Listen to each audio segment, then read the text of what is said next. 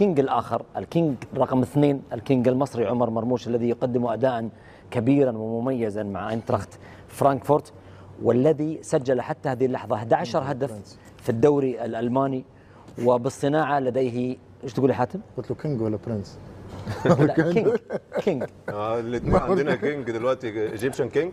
ايجيبشن كينج ده نمبر 2.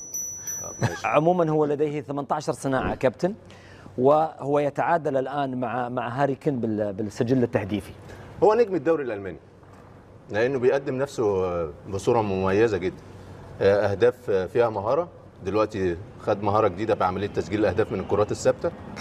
الاسبوع الماضي كانت قريبه، دي بعيده، فحطها في زاويه صعبه على حارس المرمى، شالها من فوق الحيطه كويس قوي، رايحه بقوه كويسه بتلف بعيد عن حارس المرمى. فحاسب يا فينيسيوس بقى، لا المصريين يسرقوا منك الكره الذهبيه الجايه. خدها منك رودري